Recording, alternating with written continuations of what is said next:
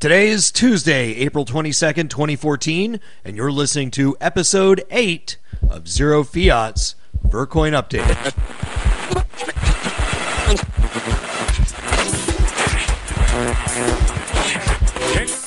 Well, it's about time you got here. Let us therefore brace ourselves to our duty. Are you listening to me? Oh, it's down there somewhere. Let me take another look. Greed, for lack of a better word, is good. Today, there is a lack of confidence in our financial system. But we're not going to solve it with business as usual. There is no try.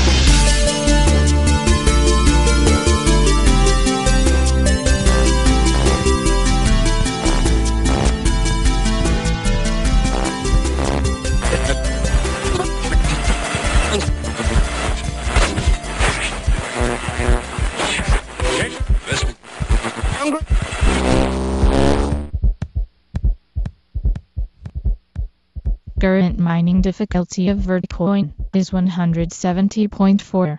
The current Bitcoin price of Vertcoin is 1.95 millibits, with a market cap of $3,570,720. The current price of Bitcoin is 49.5 cents per millibit, making the US dollar price of Vertcoin 97 cents. Welcome back once again. I'm your host, Jay Steckervetz, and we've got a great show in store for you today. There's voting going on everywhere. We'll take a look at some of the news in Vertcoin land, and lastly, we're going to talk with Paul Bradley about the upcoming Monocle project and all things Vertcoin. Back in a flash, so don't go anywhere. This program is brought to you by illicitunderground.org. The folks over at expresscoin.com are taking a vote to see what altcoins people would be interested in seeing added to their roster. ExpressCoin is another way to buy cryptocurrency with fiat, and supposedly it's faster than Coinbase. I haven't had a chance to take a personal look at it, but I may add it to my growing list of services to test out in the near future. Vertcoin is on the list of coins that they're considering, so head over to blog.expresscoin.com and show your support. Voting is free, by the way, which brings us to our next topic. You know, exchanges have been running a trend lately. Vote with your wallet and get your coin listed. I don't really have much of a thought on it. It's their business. They can run it however they want. But I do have to say more than a few of them are really cashing in with this model. Over at mintpal.com /voting, you can cast up to 5 votes for free every hour if you have an account. Any vote after that will cost you 0.2 millibits, or about 10 cents. Just to give you an idea, the leader of this round of voting is GD Coin, whose 116,293 votes have raised over 17.8 Bitcoin just to see their coin listed on the exchange. That's almost over $9,000. Just to give you a quick comparison, way down in 26th place on their voting tally is Vertcoin with 19,517 votes, of which about 180 millibits have been contributed, or about $88. It's not just the exchanges. Payment platforms are doing the exact same thing. This time Vertcoin is actually in the lead at the moment over at coinpayments.net, where it only costs 0.1 millibit to cast a vote, or about 5 cents. I'm not sure what MintPal's doing with the money, but coinpayments.net says all the proceeds will go to the water project. Some of you may have noticed that the network hash rate dropped this past weekend, and with it so did the difficulty.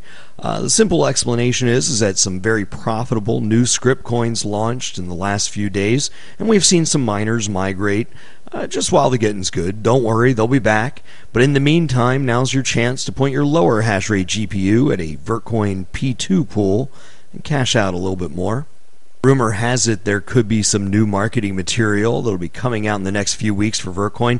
As soon as I get a lock on it, I'll let you know more. The first Bitcoin ATM in China got installed at a mall in Shanghai. While this really isn't in and of itself a huge news story, I think that keeping an eye on it will give a little bit more indication as to just how China is feeling about cryptocurrency at the moment. Earlier this month, the Chinese government dropped the hammer on Bitcoin, and we saw prices of most cryptocurrencies reflect that. But it seems for the moment that they're easing up a little, and the price of Bitcoin is slowly rising. Hopefully, someday in the near future, we'll see a Vertcoin ATM getting installed right beside it. There's new videos up from the cryptocurrency convention in New York City, and all you have to do is a simple search on YouTube. For those of you that missed the convention, I've got audio from Joe Fisher's presentation for Vertcoin, and I'll probably be running that on the next podcast. Vertcoinmarket.com is running a little slow. I've had assurances that it's just the shared host on which it runs. There's some great projects over there that need your help with funding. Remember that this is a community run by volunteers, but even volunteers need to be compensated or reimbursed for their efforts, and it's people like you who make this community a success.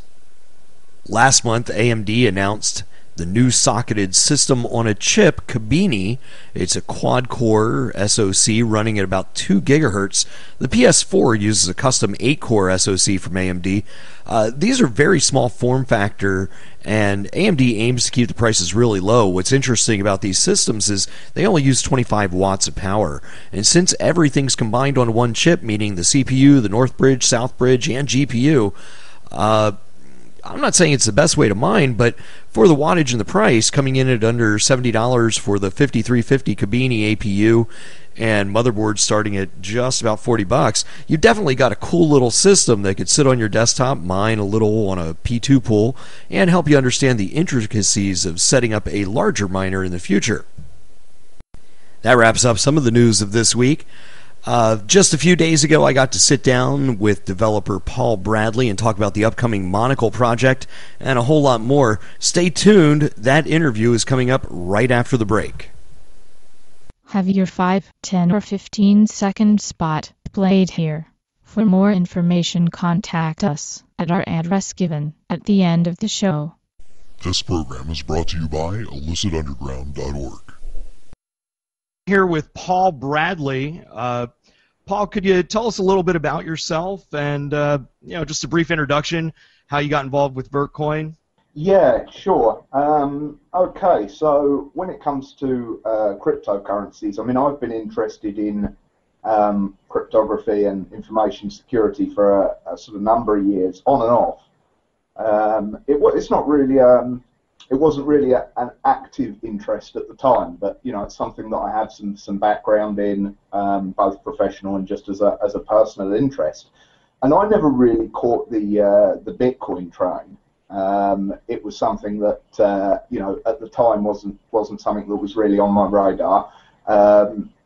Last year or so, I sort of got into cryptocurrencies, mining. Through both an interest in the information security side of it and the sort of social and political impact of undermining the fiat systems of money that we've got, what I like to call our legacy systems of money. So I came to Vertcoin as a very early adopter. I saw the AN post for Vertcoin, decided I wanted to mine it. I was there day one, and on day one, Vertcoin was really a one-man project, but it rapidly evolved into something much bigger. Bushido, the guy that released it, I don't think he really expected it to blow up like it did. And within kind of a week or so, there were a group of half a dozen or so of us in IRC, all getting involved with the project, and it's just kind of snowballed from there to the point where now we have this big team of people with all sorts of different skills and specializations that you're I'm sure aware of. Fast forward a couple of months, Vertcoin's been chugging along. Now you're getting ready to embark on Monocle, new project? That's right. Yeah.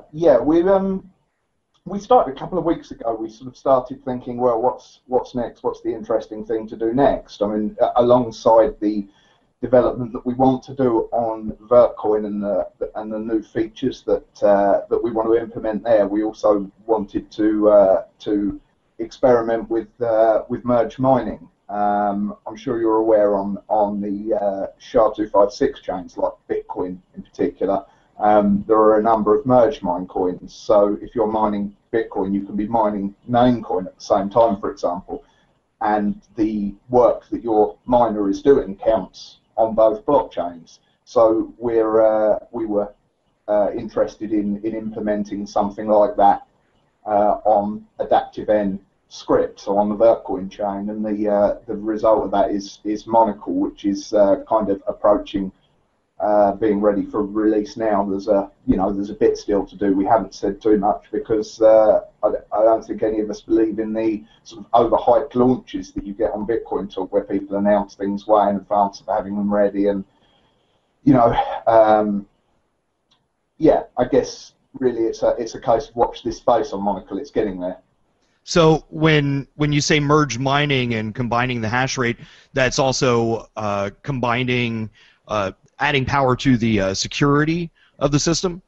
Yeah, that's right. The additional reward of mining Monocle is that hash rate is adding to the security of the Vertcoin network. So if people come to mine Monocle, they're going to be mining both Vertcoin and Monocle simultaneously with their hash rate.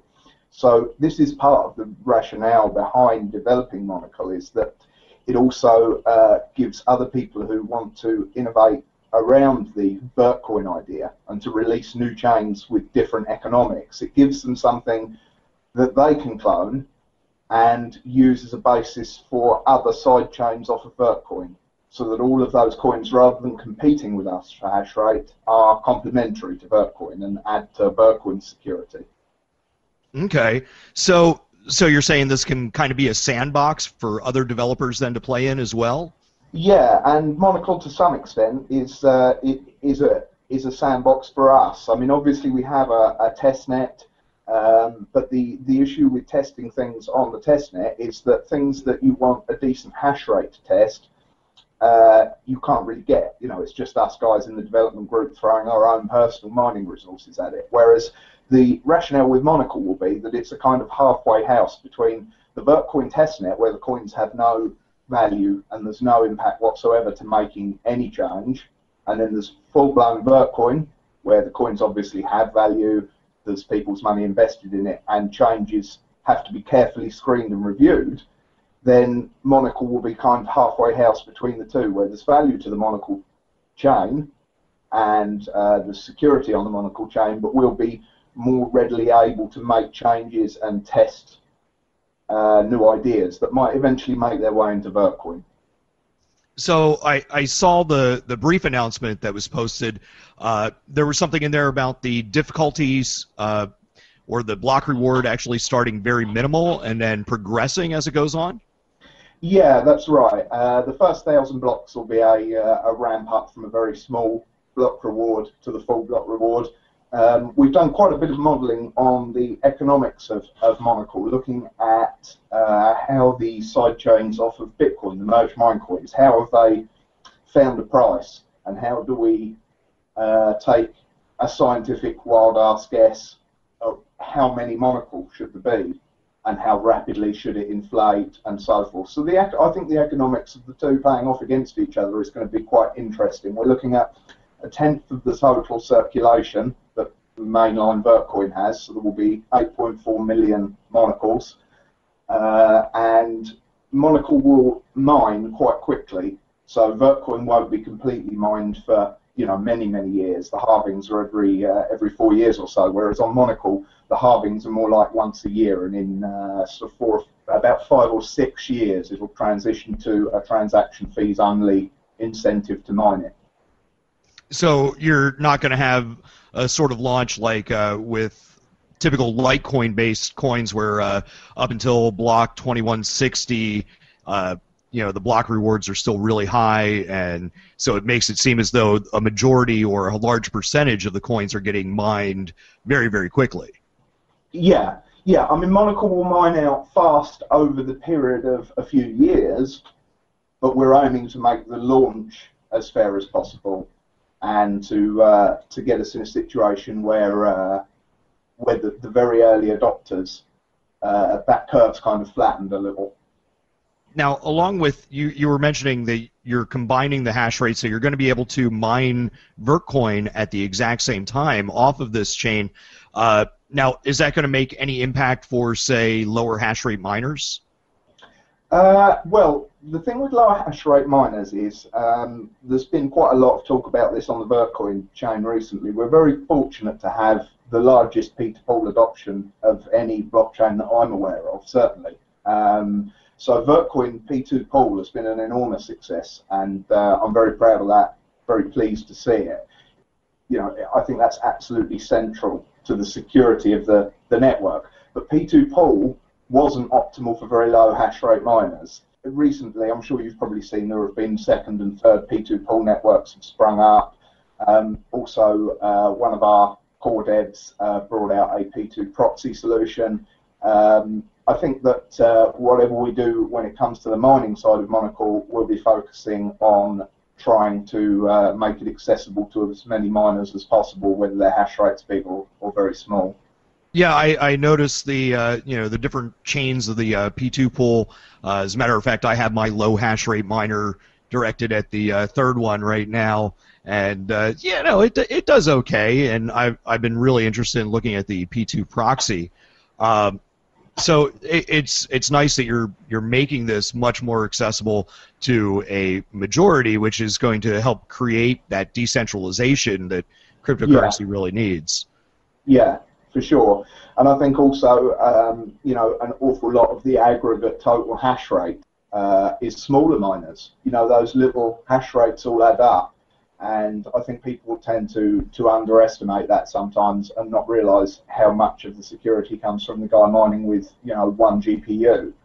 I'm a great believer that any blockchain can only protect as much value as it has hash rate to protect.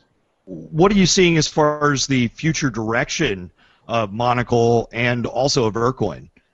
I guess with Vertcoin, it's a matter of building on what we've started. I think Vertcoin is really starting to see the conditions now to have the kind of success that people have been expecting of it. We've got the KNC script ASICs are not too far from market. The grid seeds have certainly started coming online. A lot of people have their suspicions that the KNCs may already be mining. It's difficult to say one way or the other. And I think that, this ASIC resistant theme is starting to resonate with more and more people that didn't see the writing on the wall earlier. How much of an impact are we already seeing because of these grid seed miners and the other ASICs that are out at the moment? I know KNC supposedly isn't shipping until June. Yeah, I mean, whether or not you believe KNC are already mining with those products that will go out to customers later is entirely a matter for people's own speculation. I think you're seeing a very significant impact. I mean, you've only got to look at the recent profitability of mining script coins, which has been, absolutely decimated over the past month or two, to start to see the impact of the rising difficulty and the level of competition there. Yeah, well, I mean, just last night I got to see that in action.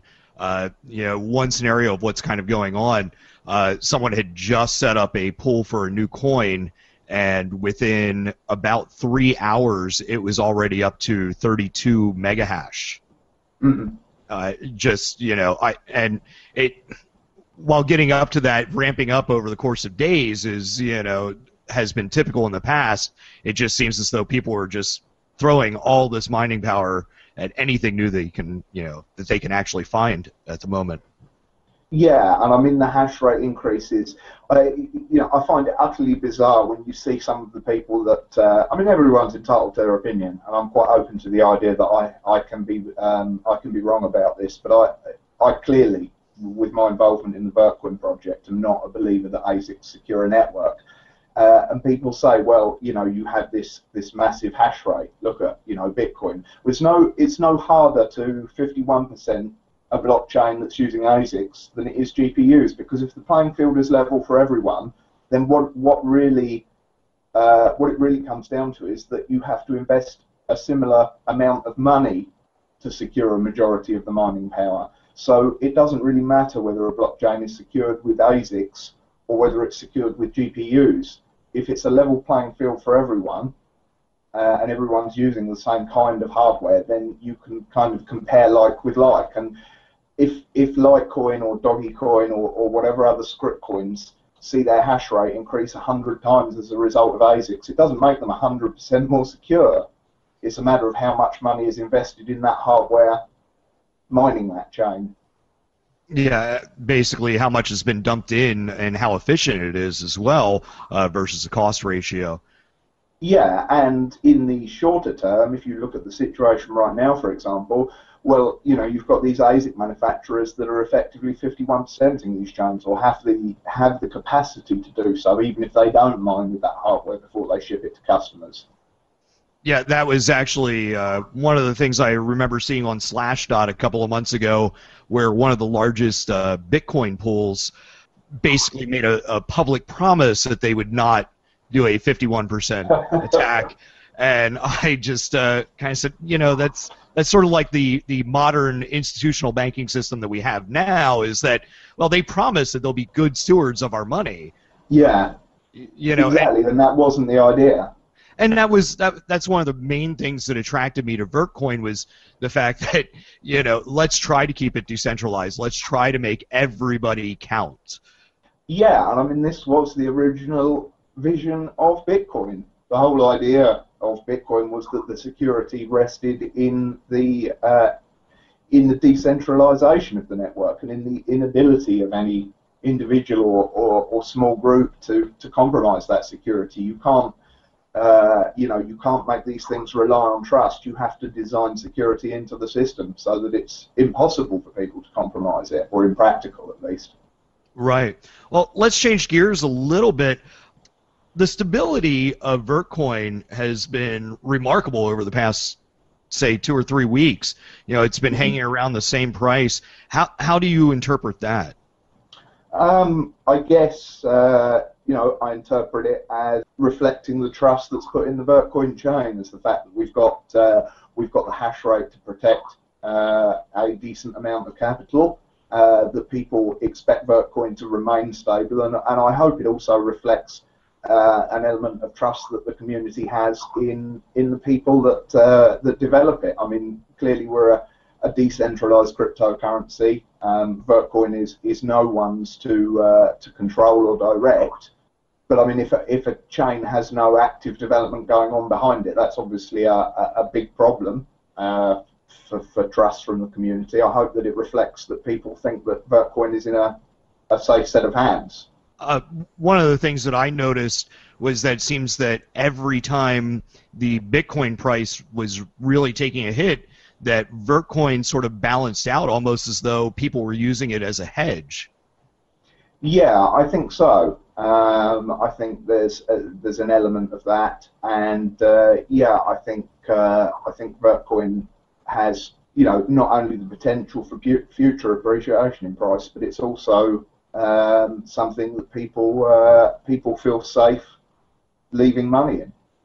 Right. I much more rather see a situation where the price stays floating right around $1 for a long period of time before it actually explodes or grows. I think that just the general market seeing that price sitting at one certain area, that it actually that it adds confidence in Vertcoin itself. Yeah, I would hope so too. I mean, I'm not a big believer in focusing on the price. I always try and say to people, don't focus on the price, focus on adding value. The price will come on its own. An excessive focus on price just leads to this kind of volatility that we see in a lot of the other cryptos that are just purely a speculative bet. Whereas, I see Vertcoin as a far more long-term proposition. And I'm more of a believer in the fundamentals behind it than in looking at what the price is today or what it was last week. But yeah, it's great that we've seen this kind of stability at the same time. Are there any features that you'd like to see added either to Vertcoin or Monocle, either directly or as a side project? I guess in a lot of ways, a lot of the community development that we've seen spring up and a lot of the Vertcoin adoption that we've seen is great, and there's been a a lot of features. I think we want to concentrate to a large extent on usability. I think that a cryptocurrency is only as good as the level of adoption it's got and the amount that people want to use it. So I think the usability features, things that make it easy to take up using Bitcoin, be it as a merchant or as an end user, are the things that I'd like to see. I mean, we have endlessly new features and stuff popping up in community development projects. We've got some things in the sort of core development team that we're doing. I think that at some point you'll see a move. We're not in a rush to do this because we don't see a great advantage in it, and there's a lot of testing to be done as well. But at some point you'll see a rebase on the Bitcoin 0.9 code base, probably in both Vertcoin and Monocle, which will bring some new features. But like most things, those new features in the 0.9 code base in Bitcoin are going to take a long time to be widely adopted. So there's no rush to move in that direction. Are there any other altcoins that you think are doing something interesting, or that are just doing good things for cryptocurrency at the moment? I don't watch the altcoin market that closely, to be honest. I'm a bit of a Vertcoin zealot, if you like. I tend to stay quite focused on Vertcoin, so I normally, the first I know about a new interesting coin is when someone in the Vertcoin group tells me about it. I think what Blackcoin have done is quite interesting. I think the whole concept of a proof-of-stake coin that mines out quickly is interesting, and it's an interesting experiment in what the economics of that are going to be. At the same time, I also have concerns about the security model of Blackcoin in terms of proof-of-stake coins when they have a very low staking incentive. So Blackcoin, for example, it pays 1% stake interest per year nominally. Now that would be the case if everyone that held Blackcoin was staking it. And in the same way that if you're looking at a proof of work blockchain like Vertcoin, you have to have 51% of the hash rate to attack it. Well, on a proof of stake coin, people think that you need 51% of the coins to attack it. You don't. You need 51% of the staked coins. Now, I think what you're going to find is that in Blackcoin, most people that are holding, especially significant amounts of it, are going to be concerned about security. They're not going to want to leave their, thousands of dollars worth of Blackcoins on a decrypted wallet that's connected at all times. So I think you're going to find that not many people are going to stake it because the incentive for doing it is quite low, this 1% per annum interest. And that's going to result in a relatively small number of staked coins, which means that you wouldn't actually have to own that much Blackcoin to attack it. Your opinion on people basing the value of a coin on fiat, you just stated that, don't focus on the price, don't focus on the price. How do you feel about layered utility functions? Elaborate, what do you mean by that? There's some interesting developments as far as being able to sign digital documents, to be able to utilize the blockchain for much more than just a store of value. Yeah, I see what you mean, and I think that's going to be a direction that we see movement in. But to some extent, I think that we have to wait for the wider world to catch up with cryptocurrencies, because for those functions to be really useful, they have to be accepted by the courts, by the systems of law that we've got. If you're going to notarize documents on a blockchain, that has to be something that you're going to be able to use later if you need to. So I guess we're still in a phase where people are coming up with all these cool ideas and all these cool features, but the world hasn't caught up yet. Yeah, it's always been my opinion that, while trading on exchanges, basically basing the value on a coin's rarity is probably only going to hold up so long. Once we start to see widespread adoption, people are going to want to know, well, what else can we do with this aside from a transfer of value? Does it hold any other place in business that adds future intrinsic value to it? Yeah, I think so. I think that rarity is overused as some kind of indicator of what the value of something should be. it makes, in my opinion, very little difference to the fiat value of a chain. The important things are how much money can it protect. In other words, what hash rate does it have? What level of security does it have? How much money can it realistically protect?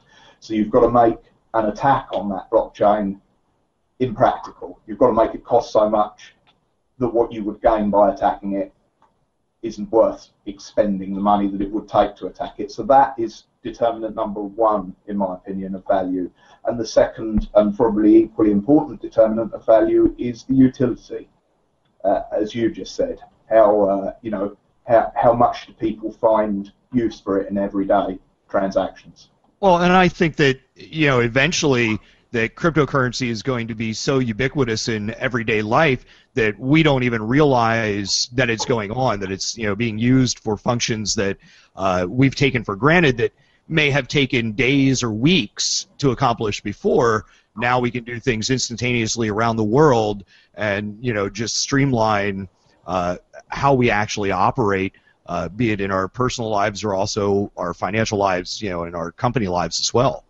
Yeah, and I think that's one of the things that the cryptocurrency niche as a whole is going to have to find a way into the mainstream consciousness. That's going to happen, I think, through initially finding niches for which it's best suited. So some of the things at the moment that are hardest to do with fiat, like international money transmission and so on, are going to be, I think, the niches through which it starts to really break out into the mainstream consciousness.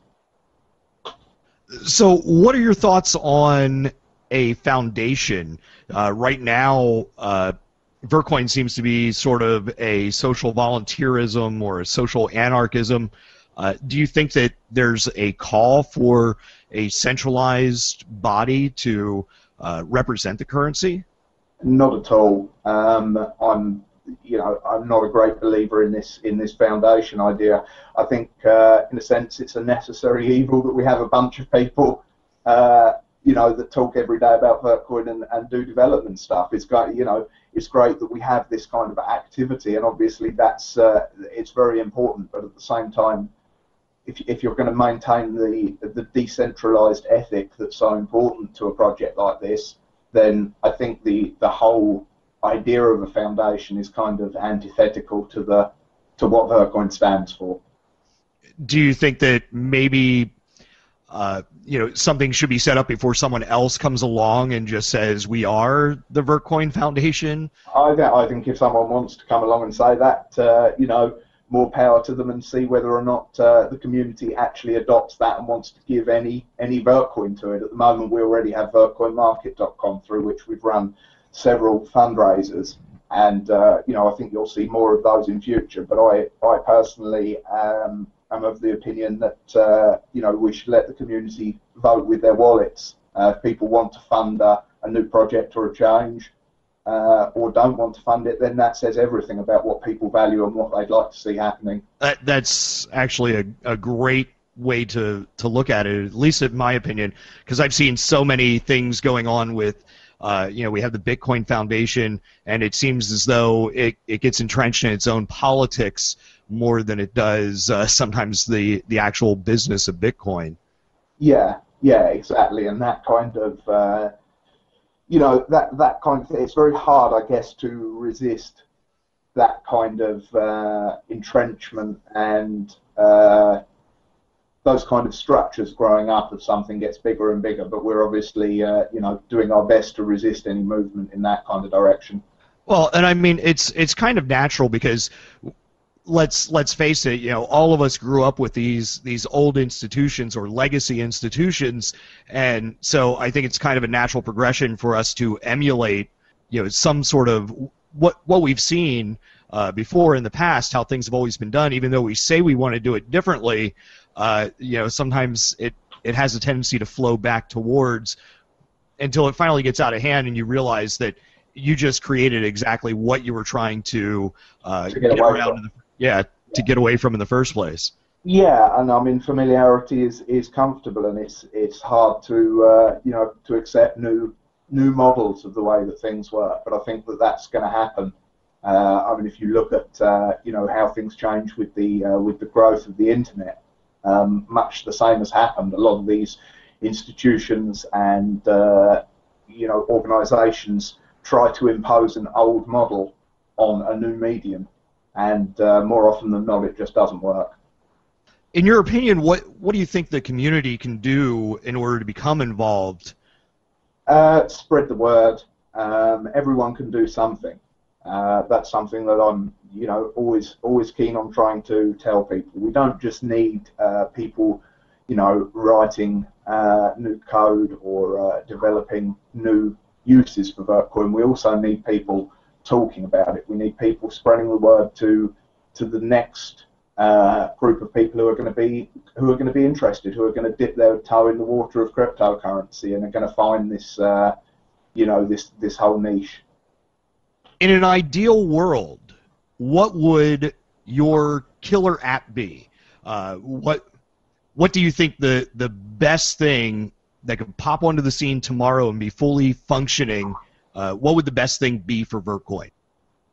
That's actually a tough question, so I'm going to sidestep it and answer it in a roundabout kind of way. I'm not that interested in a killer app. What I'm interested in is a gradual growth and for Vertcoin to begin to permeate the public consciousness alongside Bitcoin, all the other cryptocurrencies, all the other ones with any merit.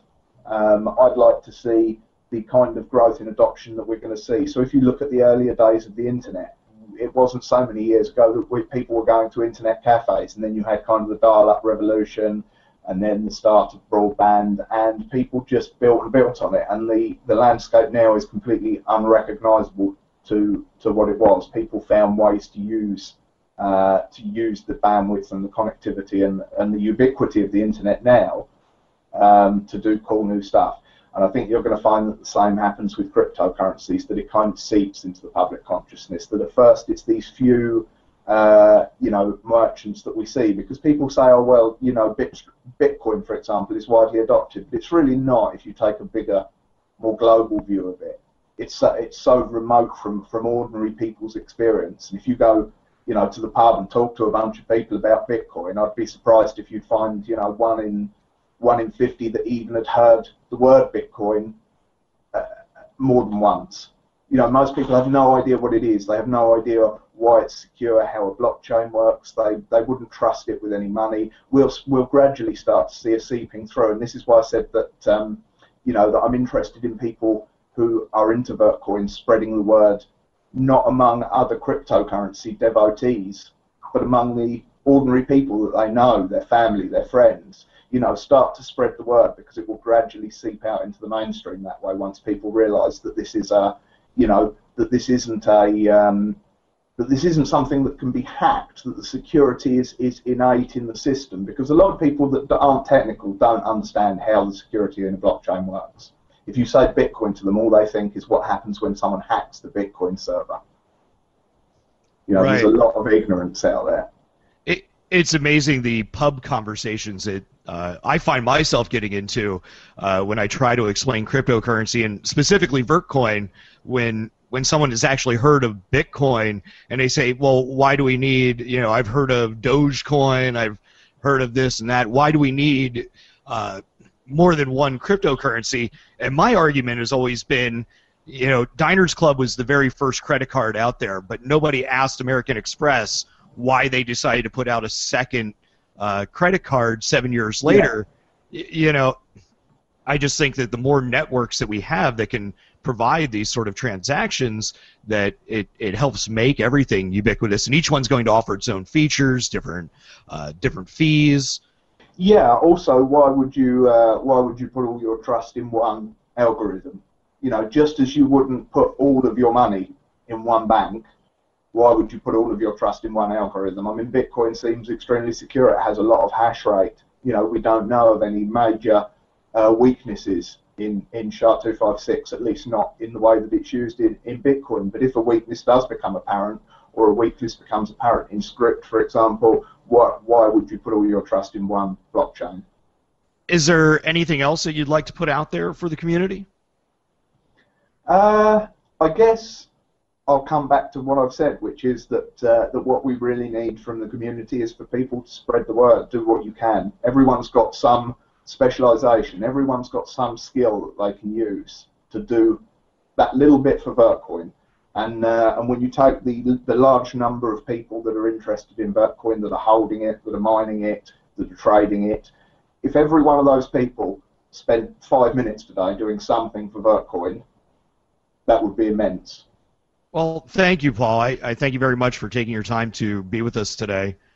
Thanks, Joe. You're welcome. I definitely look forward to having you on in the future. Is there any time frame that we should be looking for Monocle, or at least a specific place where we should be looking for announcements for it? I guess I'd be watching the Vertcoin Bitcoin Talk thread. If an announcement post is made for Monocle, it'll be linked from there. Certainly, I would expect more news to be out within the next couple of weeks. And I'm sure as soon as it gets picked up on Bitcoin Talk, that someone's going to repost it on Reddit. So yeah, I'm certainly happy to come back and talk about some more details once once we're at that stage.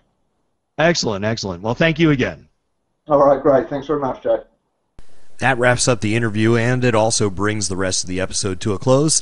Thank you again to Paul Bradley for joining us. If you have any questions, comments, or concerns, please drop me a line at illicit@gmail.com. That's ILLICT and the letter U. You can find the show at a variety of places like my website, illicitunderground.org, iTunes, SoundCloud, Stitcher, and YouTube. But you can also help spread the word by downloading and sharing anywhere that I've missed. As always, this podcast is funded by your generous donations, so if you like this week's show, you can find my tipping address in the show notes wherever you found the show. Again, thank you very much for listening, and a special thank you to those of you who send in your tips. I really do appreciate it, and I promise that I will only use them as a force of good. Remember to take everything you hear on this podcast with a large grain of salt. I'm not giving any investment advice, and it's always best to think for yourself. I look forward to our next installment, and until then, go out and buy some Vertcoin. Happy holding.